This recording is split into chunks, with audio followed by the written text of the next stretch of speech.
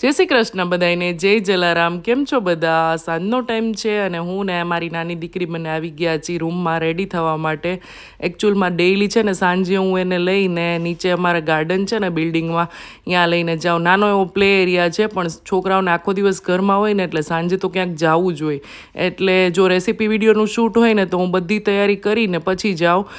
અને આજે મારે એવું હતું કે કિચનમાં રજા હતી, કારણ કે મારે તો સોમવાર એટલે બહારથી પેટીસ આવવાની હતી.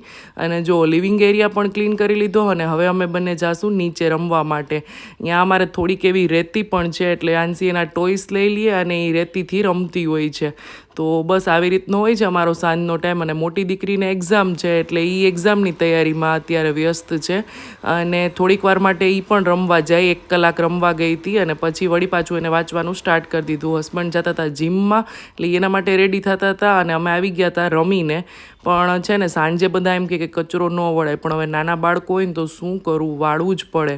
અને આજે મારે કિચનમાં રજા હતી ને તો મેં કીધું લાવ દીકરીને છે ને બીજા દિવસે આલુ કોર્ન ટિક્કી લઈ જાવી હતી, તો એ બાફવા મૂકી દીધું. એનો ટાઈમ બહુ વહેલો છે એટલે સવારમાં તો બધું બાફીને મેશ કરવું ને ઠંડુ થાય ને રાહ જોવીને બધું થોડુંક અઘરું થઈ જાય.